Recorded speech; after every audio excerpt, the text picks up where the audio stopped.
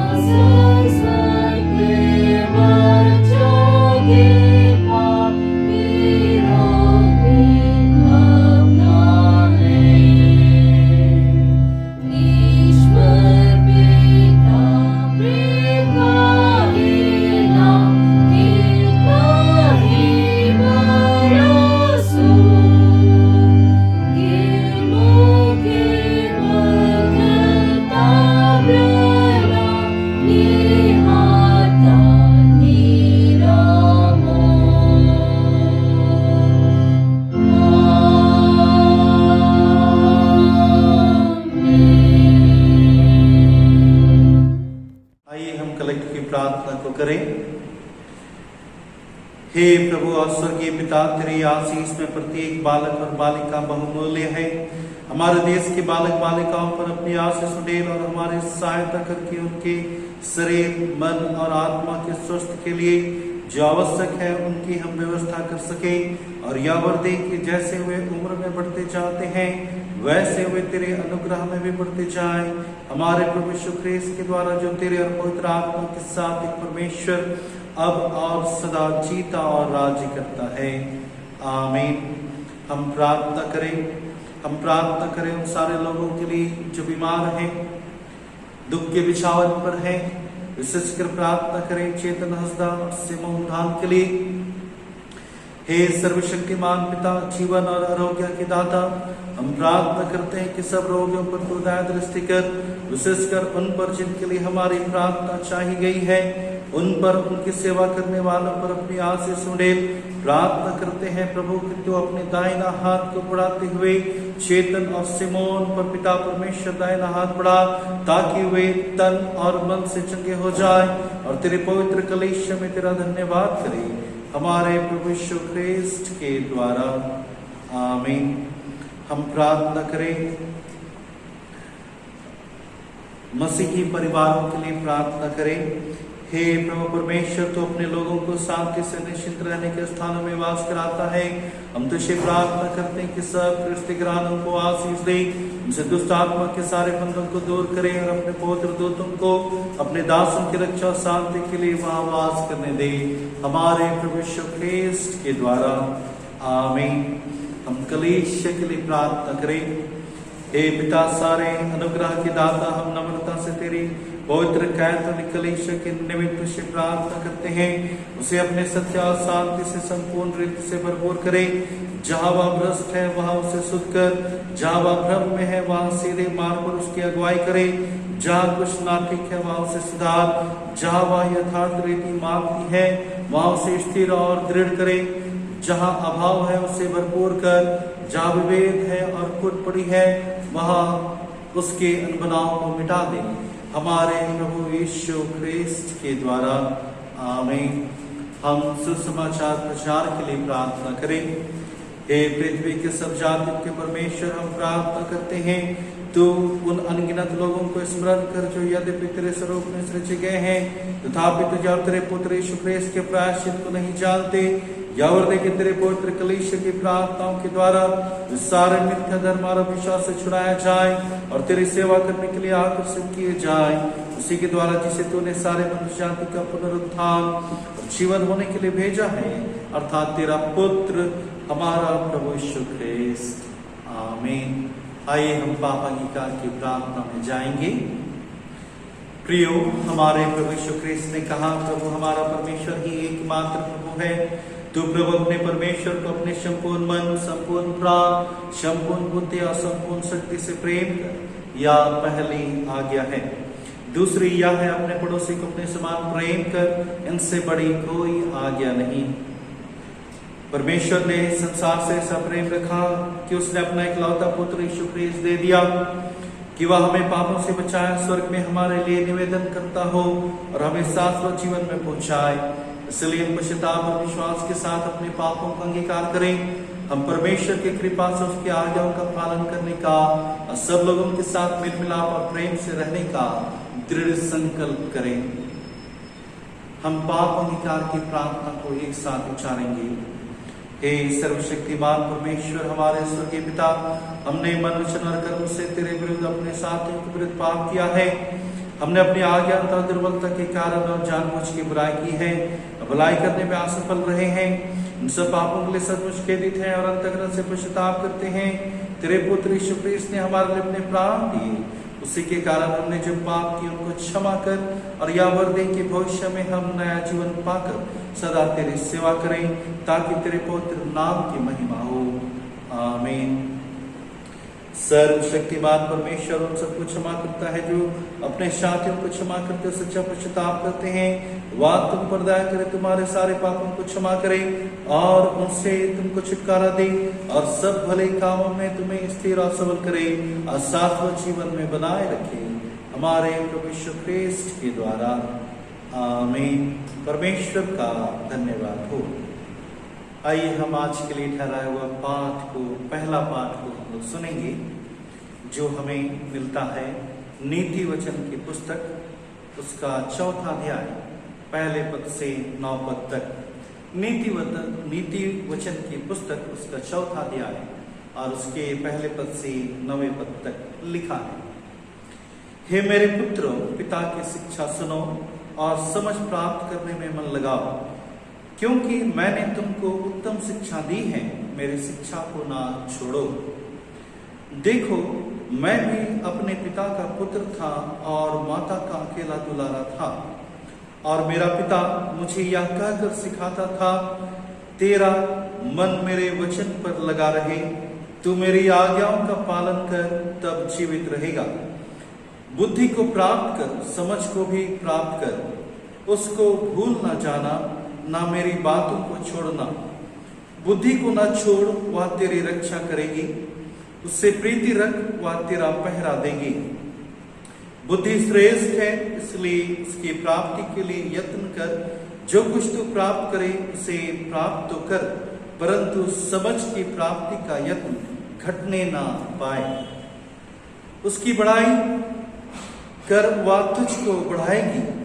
जब तू उससे लिपट जाए तब वह तेरी महिमा करेगी। वह तेरे सिर पर शोभायमान भूषण बांधेगी और तुझे सुंदर मुकुट देगी। यह परमेश्वर का वचन है। परमेश्वर का धन्यवाद हो। आज के लिए ठहराया हुआ दूसरा पाठ सुनेंगे जो हमें मिलता है इफिसियों के नाम पौलुस प्रेरित की पत्री, उसका 6वां अध्याय और उसके पहले पद से 4 पद तक। इफिसियों के नाम पौलुस प्रेरित की पत्री, उसका 6वां अध्याय पहले पद से 4 पद तक लिखा है। हे बालकों, प्रभु में अपने माता पिता के आज्ञाकारी बनो, क्योंकि यह उचित है अपनी माता और पिता का आदर कर। यह पहली आज्ञा है जिसके साथ प्रतिज्ञा भी है कि तेरा भला हो और तू धरती पर बहुत दिन जीवित रहे।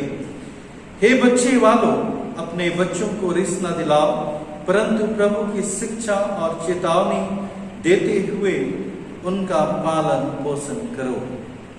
या परमेश्वर का वचन है। परमेश्वर का धन्यवाद हो। गीत संख्या 151, हिम नंबर 151।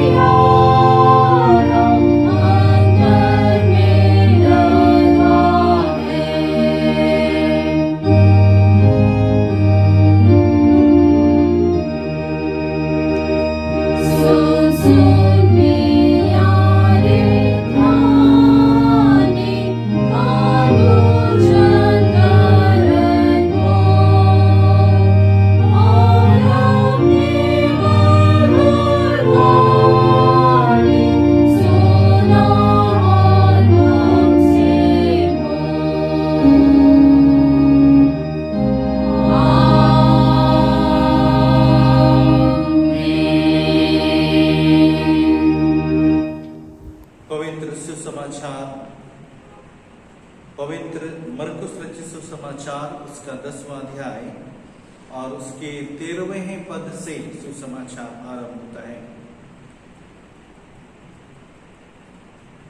मरकुस 10:13 से 16 पद तक।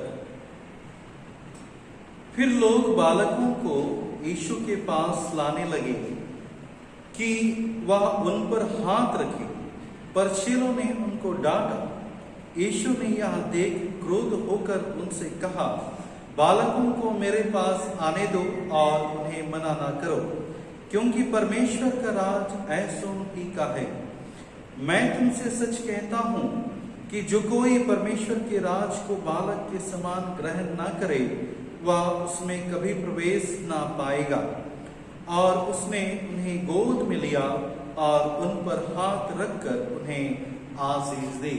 या ख्रीस्त का सुसमाचार है। हे प्रभु यीशु ख्रीस्त, तेरी स्तुति हो। प्रार्थना करें। सर्वशक्तिमान पिता, पुत्र और पवित्र आत्मा के नाम में आमीन। परमेश्वर पिता का धन्यवाद हो कि उसने हमारे जीवन में एक दिन को जोड़ दिया है और हम उत्साहित मन से उसको धन्यवाद देते हैं। आज पवित्र आत्मा के अवतरण के पर्व के पश्चात 19वां प्रभुवार है और हमारे लिए चिंतन और मनन का विषय है परिवार में बालक और बालिका अर्थात संतान। बच्चों को यीशु यीशु के पास लाने की हृदय स्पर्शी घटना हमें बच्चों के बचपन की पवित्रता को सिखाती है। यह हम स्वयं यीशु के जन्म और बचपन की बातों से देख सकते हैं। वह यह कि जन्म के 8 दिनों में यीशु का खतना हुआ और वह मंदिर में धरा गया। बच्चे परमेश्वर के दिए हुए अनमोल उपहार में से एक हैं, जिसका दायित्व निभाना हर एक माता पिता को करना है। उन्हें हम जिस परिवेश में रखेंगे वे वैसा ही ढलते चले जाएंगे। आइए हम अपने उन संतानों को अपने परिवार में किस तरह से हम उसका लालन पालन करें, उसको हम बढ़ाएं, सीखने का प्रयास करेंगे। भजन संहिता 128 के अनुसार बच्चे परमेश्वर के अनमोल उपहार हैं। मसीह में प्रियो, बच्चे स्वर्गीय आशीष पाने के योग्य हैं, क्योंकि यह इस बात से प्रकट होती है कि यीशु बच्चों को आशीष देता है, जैसा कि हम मरकुस रचित सुसमाचार 10वां अध्याय और उसके 16वें पद में सुनते हैं। और वर्तमान समय में बपतिस्मा वह माध्यम है जिसके द्वारा बच्चे पर परमेश्वर की आशीष को पाना है। भजन संहिता 22 उसका 9 में दाऊद का वचन कहता है, परंतु तू ही ने मुझे गर्भ से निकाला, जब मैं दूध पियाऊ बच्चा था तब ही से तूने मुझे भरोसा करना सिखलाया है। भजन संहिता 128 के अनुसार उसका 3 उसका बी में लिखा है, तेरे मेज के चारों ओर तेरे बालक जलपाई के पौधे के समान होंगे।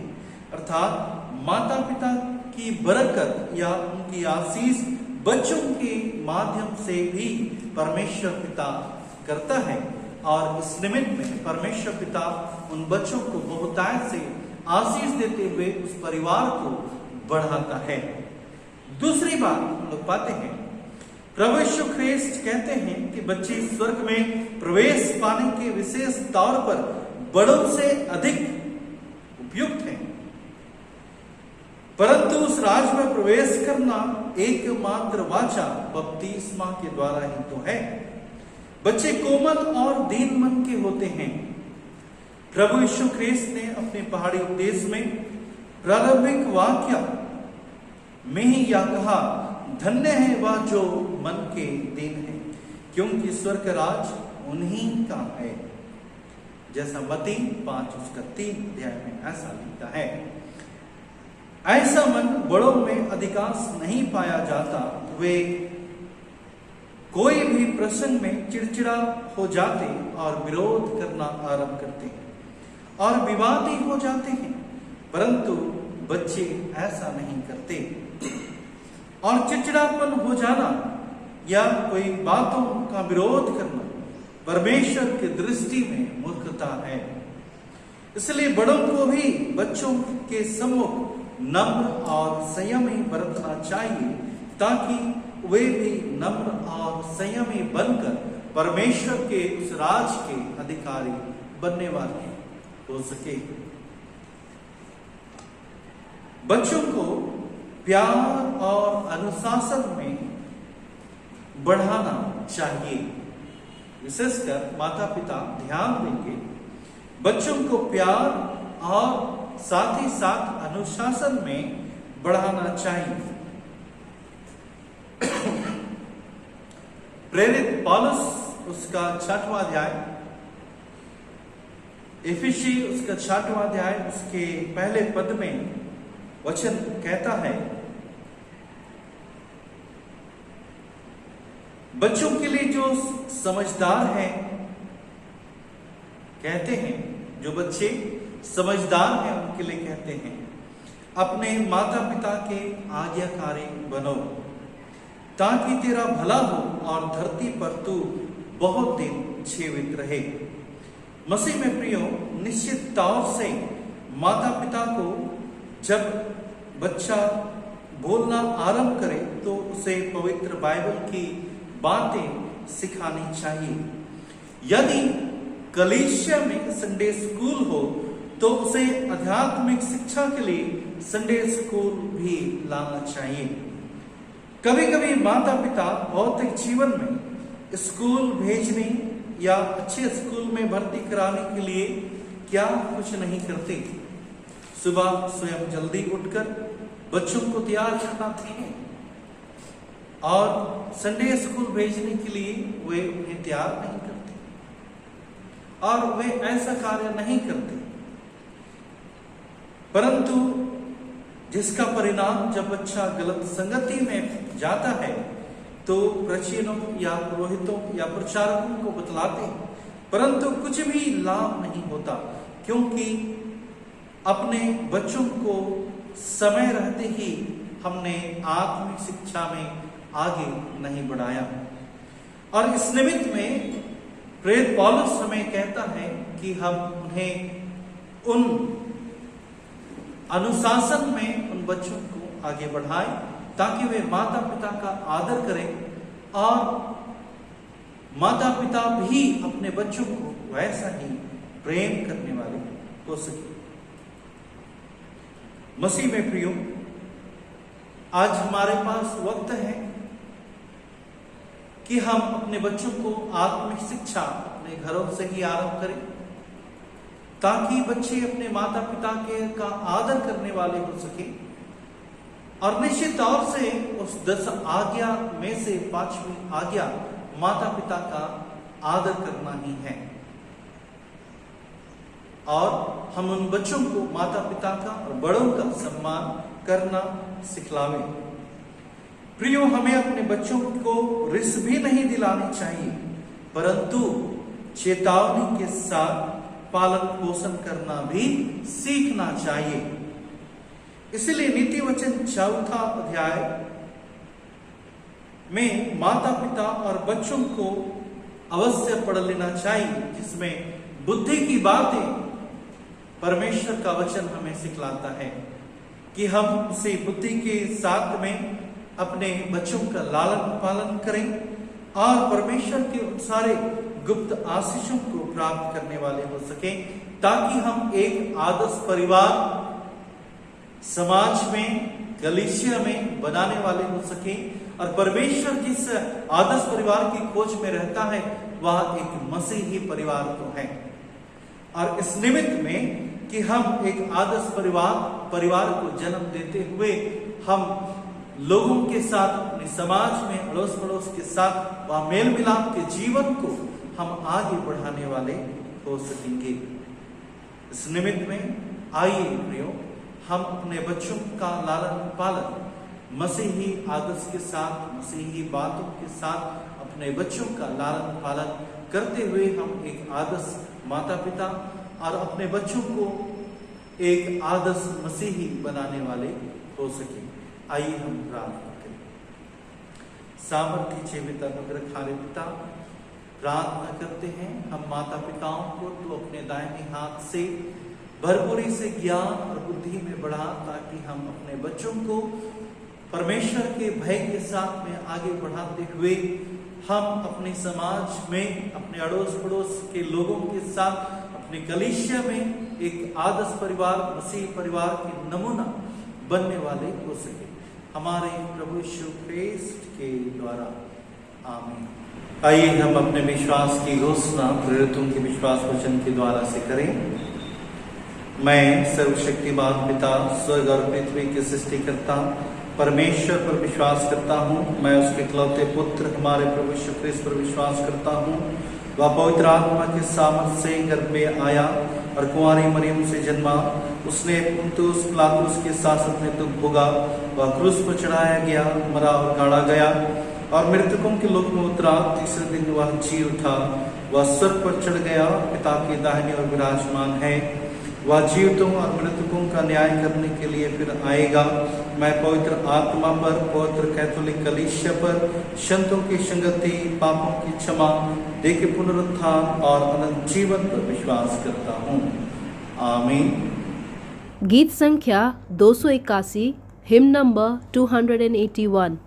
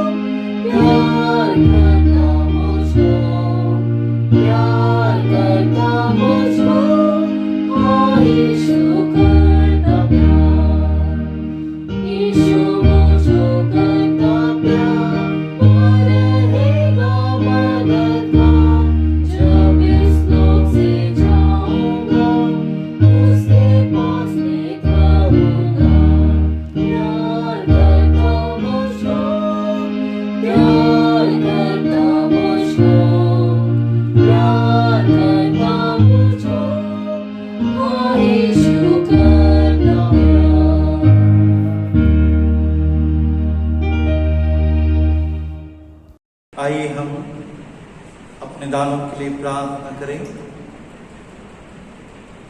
हम प्रार्थना करें साधारण दान के लिए, मुट्ठी दानों के लिए, 10वें अंश के लिए। हे प्रभु परमेश्वर, अनादिकाल से अनादिकाल तक तू धन्य परमेश्वर है। हे प्रभु, महिमा प्रक्रम सोवा सामर्थ्य विवाह सब कुछ तेरा है, क्योंकि आकाश और पृथ्वी में जो कुछ है वह तेरा ही है।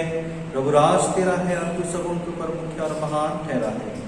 हे सामर्थ्य अनुग्रहकारी पिता, तू हमारा पालन पोषण का प्रबंध करता है। तू अपने दास इलियत को सरपत की विधवा के पास भेजता है। तेरे वचन के अनुसार जो अपने दास के द्वारा कहा था, ना तो घड़े का मैदा चुका, ना तो कुपी का तेल घटा। हम प्रार्थना करते हैं कि प्रियों के परिवारों पर अपनी आशीष दे हुए तेरी सहायता से जीवन भर कुशलता को प्राप्त करते रहे, और यह धन्यवाद रूपी चढ़ावा भी दया से तो ग्रहण करे। और जीवित अनुग्रहकारी पिता, हम प्रार्थना करते हैं हर एक मुट्ठी दानों के लिए। और जीवित अनुग्रहकारी पिता, हर एक 10वें अंश को प्रभु तेरे हाथों में समर्पित करते हैं। और प्रार्थना करते हैं प्रभु कि हर एक दान को तो ग्रहण करते हुए हर एक को नाम बनाम आशीष देने वाले परमेश्वर ठहरे, हमारे प्रभु यीशु ख्रिस्त के द्वारा। आमीन। आइए हम परमेश्वर पिता को धन्यवाद देंगे जिनका जन्मदिन है, जो पवित्र विवाह के वर्षगांठ को मना रहे हैं, जो बीमारियों से चंगाई को प्राप्त कर चुके हैं। हम उनके लिए प्रार्थना करें। भजन संहिता 30 में वचन कहता है, हे प्रभु, मैं तुझे सराहूंगा क्योंकि तूने मुझे उबारा है और मेरे शत्रुओं को मुझ पर आनंद करने नहीं दिया। हे प्रभु मेरे ईश्वर, मैंने तेरी दुहाई दी और तूने मुझे चंगा किया है। हे प्रभु, तूने मेरे जीव को पाताल में से ऊपर किया। तूने मुझे गड्ढे में उतारने हारों में से अलग कर जिलाया है। हे प्रभु के भक्तों, उसका स्तुति गान करो और उसके पवित्र स्मरण का धन्यवाद करो। सर्वशक्तिमान पिता की, पुत्र की और पवित्र आत्मा की महिमा हो, जैसे आदि में थी सदा युगानुयुग होती रहेगी। आमीन। प्रार्थना करें। हे परमेश्वर, हम तेरा धन्यवाद करते हैं क्योंकि तेरे प्रेम की कोई सीमा नहीं और तेरी आशीषें अनगिनत हैं। हम तेरे सब भलाई के लिए तेरी स्तुति करते हैं, हम तुझे धन्य कहते हैं। तू तो हमारा निर्बलता में हमारा बल है, हमारे अंधकार में हमारी ज्योति, हमारे दुखों में दिलासा और शांति और अनंत काल तक हमारा परमेश्वर है। हम प्रार्थना करते हैं प्रभु, जो विवाह की वर्षगांठ के लिए पिता परमेश्वर तुझको धन्यवाद देना चाहते हैं। हे हमारे स्वर्गीय पिता, हम तुझको धन्यवाद देते हैं। तूने लोग विश्वासियों को पवित्र विवाह के प्रेम के बंधन में जोड़ा है। उनकी रखवाली कर, उनका मार्गदर्शन करें, उनकी सहायता करके वे जीवन भर एक दूसरे से प्रेम रखें और निष्ठावान बनाए रहें। इनको अपने प्रतिज्ञाओं पर स्थिर रहने की शक्ति प्रदान करें, जिससे तेरी इच्छा के अनुसार उनकी सब आशाओं की पूर्ति होती रहे। इनको दृढ़ विश्वास एवं धीरज प्रदान कर, ऐसा कि वे जीवन भर तुझसे एक दूसरे से बल प्राप्त करते जाएं। अपने उत्तम वरदानों की भरपूरी को दे और आपसी सहचारिता तथा हमारे प्रभु यीशु ख्रीस्त के ज्ञान में बढ़ते रहने की आशीष प्रदान करें, हमारे प्रभु यीशु ख्रीस्त के द्वारा। आमीन। प्रार्थना करें उनके लिए जो अपने जन्मदिन की वर्षगांठ को मनाते हैं। हे सर्वशक्तिमान परम दयालु परमेश्वर पिता, तेरी दया सारे सृष्टि पर बनी रहती है। तू अपने बड़ी दया से अपने प्रियों को एक साल सुरक्षित रखा। गत वर्ष तूने अद्भुत रीति से इनकी रक्षा रखवाली की। अपने उपस्थिति से तूने इनके जीवन को सुशोभित किया है। उन सब बातों के कारण हम तुझको धन्य कहते हैं, तेरी स्तुति करते हैं, तुझसे प्रार्थना करते हैं कि तू कृपा करके सब पापों को क्षमा करे। उनकी ऐसी सहायता करके वे तेरी कृपा को ना भूले, परंतु नए साल में जो तेरी बड़ी दया से प्रवेश कर रहे हैं, तेरा बड़ा प्रेम पहचान के तुझ पर भरोसा रखे कि हर एक दुख के समय वह तेरी इच्छा के अधीन रहे। तू अपने अत्यंत अनुग्रह से उनकी अगुवाई करें और निरंतर सहायता करें, हमारे प्रभु यीशु ख्रीस्त के द्वारा। आमीन। हम प्रार्थना करें उन सारे लोगों के लिए जो बीमार हैं या बीमारी से चंगाई को प्राप्त कर चुके हैं, किसी दुर्घटनाओं से बच गए। परमेश्वर पिता को धन्यवाद देना चाहते हैं। हे सर्व दयावान परमेश्वर पिता, हम नम्रता पूर्वक तेरा धन्यवाद करते हैं। तूने अपने दास और दासियों को फिर भला चंगा किया है, जिसके लिए हम प्रार्थना करते हैं कि तेरी दया हम तुझसे मांगते हैं और हम आनंद पूर्वक ही अंगीकार करते हैं कि जैसा तेरा प्रताप अनंत है, वैसे तेरी करुणा उनकी ओर असीम है जो विश्वास से तुझे पुकारते हैं और तेरे पुत्र हमारे प्रभु यीशु ख्रीस्त के द्वारा। आमीन। आइए हम प्रभु की प्रार्थना को एक साथ उच्चारें। हे हमारे पिता, तू जो स्वर्ग में है, तेरा नाम पवित्र माना जाए, तेरा राज आए, तेरी इच्छा जैसे स्वर्ग में पूरी होती है वैसे पृथ्वी पर भी हो। हमारे दिन भर की रोटी आज हमें दे, हमारे अपराधों को क्षमा कर जैसे हमने अपना अपराधियों को क्षमा किया है। हमें परीक्षा में न डाल, परंतु बुराई से बचा, क्योंकि राज, प्रताप और महिमा अब और सर्वदा तेरी ही है। आमीन। आइए हम आज की इस आराधना को समाप्त करते हुए हम प्रार्थना करें। हे सर्वशक्तिमान अनुग्रहकारी पिता परमेश्वर, हम तेरा धन्यवाद करते हैं। तूने अपने पवित्र वचनों के द्वारा से हमें परिवार के महत्व में, बालक और बालिकाओं का महत्व को समझाया। और जीवित अनुग्रहकारी पिता, हम प्रार्थना करते हैं कि तेरे वचनों से हम परिपूर्ण होने पाए हैं।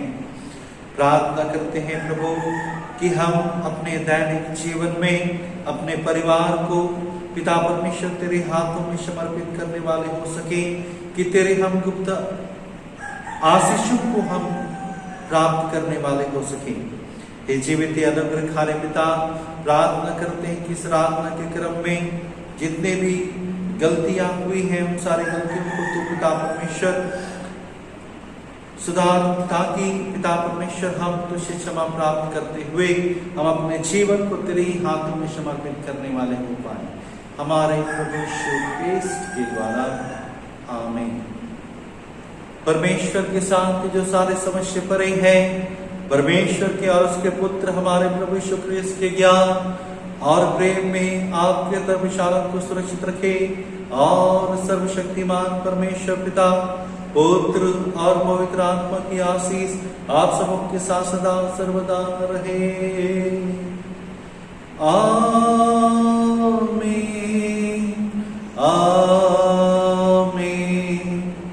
आमीन